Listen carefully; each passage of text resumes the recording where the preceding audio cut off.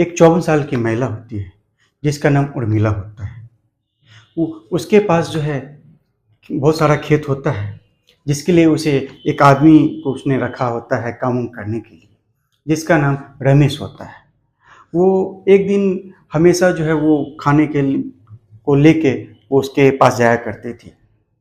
एक दिन की बात होती है, जब खेतों में रमेश काम कर रहा होता है, तो उर्मिला जो है उसके लिए खाना लेके खेतों में जाती है और उसे आवाज़ देती है कि आओ खाना खा लो।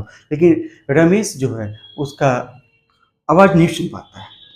तो फिर जो वो थोड़ा और अंदर में जाते हुए जब वो उसे आवाज़ देती है कि तभी उसका पाँव जो है उर्मिला का स्लिप कर जाता है और वो उसी लड़के पे गिर जाती है। अब दोनों गिर जाते हैं और उर्मिला जो होती है रमेश पे गिर जाती है, दोनों के शरीर में कीचड़ लग जाता है। जब दोनों कीचड़ में लथपथ हो जाते हैं, तो उसके बाद उर्मिला उसे कहती है कि मैं तो तुम्हारे लिए यहाँ घर से खाना लेके आई थी, लेकिन अब क्या करें? चलो अब ऐसे में तो खाना खाया नहीं जा सकते हैं, हम लोग खा भी नहीं पाएँगे, चलो घर चलो। तो फिर वहाँ से वो दोनों घर जाते हैं और दोनों रमेश भी नहा के आता है और उर्मिला भी नहा के आती है। फिर दोनों टेबल पे रमेश आके बैठता है तो उर्मिला खाना देती है। फिर वो भी खाती है, उर्मिला रमेश खा लेता है। उसके बाद जो है उर्मिला के कमरे में जो है सो रमेश से पूछती है कि तुम्हें कुछ हुआ तो नहीं? तो रमेश कहता है नहीं मैडम मुझे तो कुछ नहीं हुआ है। तो उर्मिला कहती है तुम्हें तो कुछ नहीं हुआ, लेकिन मेरे कमरे तो मोच आ गई है, काफ़ी दर्द हो रहा है, मुझे रहा नहीं जा रहा है। तुम एक काम करो, खाना खाने के बाद तुम थोड़ा मुझे मालिश कर देना कमरे में आके। तो वो थोड़ा उसे अजीब निगाह से देखता है अपनी मालकिन को, रमेश। तो उसकी मालकिन कहती है क्यों घबरा रहे हो? अभी मेरी बेटी कॉलेज से नहीं है, तुम मुझे मालिश कर देना, मुझे आराम मिल जाएगा, फिर कोई दिक्कत की बात नहीं। फिर थोड़ी देर के बाद खाना खाने के बाद रमेश जो है अपनी मालकिन के कमरे में जाता है और कुछ उसकी उसी समय अब अपनी मालकिन को मालिश करता रहता है और थोड़ी देर बीतने के बाद उसकी बेटी जो जिसका नाम आशा होता है, वो जो है कॉलेज से लौट आती है और रूम जब अपने घर में जाती है तो कुछ उसे अजीब से आवाज़ें सुनाई देती है। तो जहाँ से वो आवाज़ें आ रही थी वो वहाँ पे जाती है, तो रूम को देखती है और रूम जहाँ से आवाज़ आ रही थी उस रूम को खोल के देखती है तो अंदर का नज़ारा देख के उसके पैरों तले से ज़मीन खिसक जाती है। वो देखती है कि अंदर में उसकी माँ अपने नौकर के साथ संबंध बना रही है। ये देख के वो उसे आग बबूला हो जाती है और उसके बाद फ़ौरन वो रूम के अंदर जाके रूम बंद कर देती है। उसके बाद उन अंदर में कुछ ऐसी घटना घट जाती है जिसकी कल्पना किसी ने भी नहीं की थी। आखिर उन तीनों जो रूम में थे, आखिर अंदर में कौन-सी घटना घट जाती है जिसकी कल्पना किसी ने भी नहीं की थी। तो आप लोग सभी कहानी के अंत तक अवश्य बने रहें, तभी आप कहानी की पूरी सच्चाई तक पहुँचेंगे। इसीलिए वीडियो को थोड़ा-सा भी स्किप ना करें। चलिए कहानी शुरुआत करने से पहले मैं प्रणय स्टोरी तक में आप सभी का स्वागत करता हूँ। नमस्कार। चैनल पे नए हैं तो इसको सब्सक्राइब, लाइक और शेयर ज़रूर।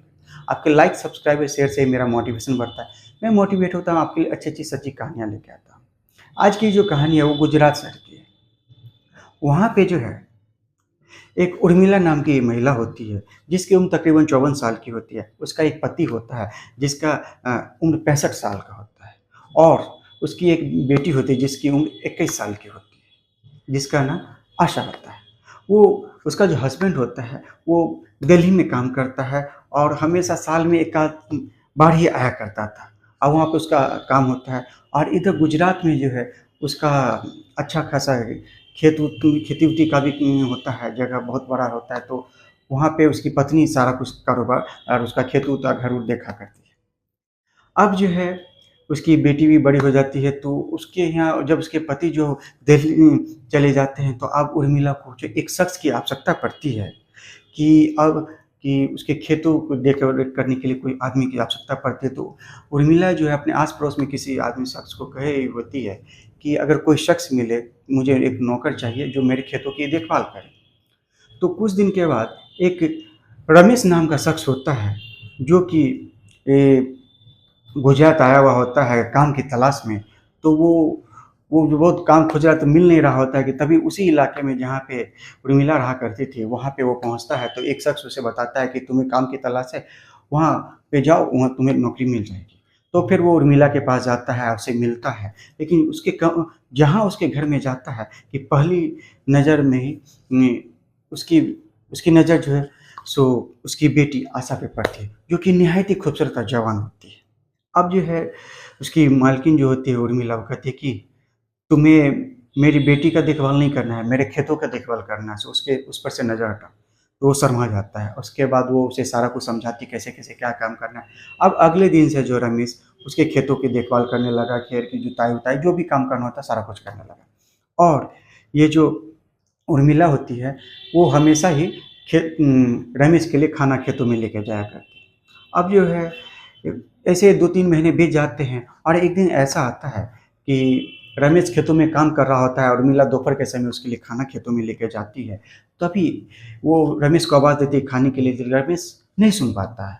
फिर वो जब थोड़ा और अंदर जाके जो आवाज़ देती है कि तभी उसका जो पाँव स्लिप कर जाता है और रमेश के ही देह पे पकड़ते हुए गिर जाती है।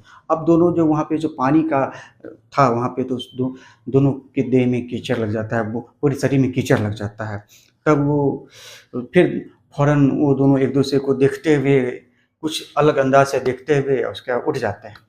उसके बाद उसकी मालकिन कहती है कि अब इस हालत में तो हम लोग खाना भी नहीं खा सकते हैं, तो चलो घर चलते हैं, नहा धो लेना फिर खाना खाना।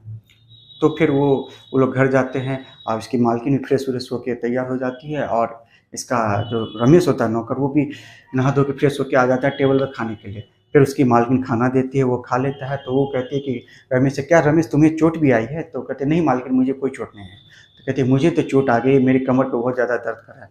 तुम एक काम करो, खाना खाने के बाद थोड़ी मेरी कमर पे मालिश कर देना।" तो वो अजीब निगाह से माती मालकिन को देखता है। तो कहते हैं, "तुम इसमें घबरा क्यों रहे हो? शर्मा क्यों रहे हो? ऐसे कोई दिक्कत की बात नहीं है। अभी मेरी बेटी भी घर पे नहीं आई है। तुम एक काम करना, तुम मेरे कमरे में आओ खाने के बाद और मेरे मालिश कर देना।"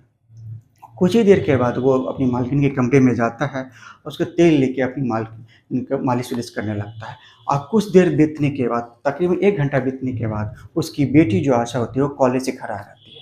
जब वो रूम में घुसती है, तो उसके रूम में कुछ अजीब-सी आवाज़ें सुनाई पड़ती हैं और जहाँ से वो आवाज़ें आ रही थी, वो उसके पीछे जाती है, तो वो देखी कि वो कमरे के सामने से आवाज़ आ रही है।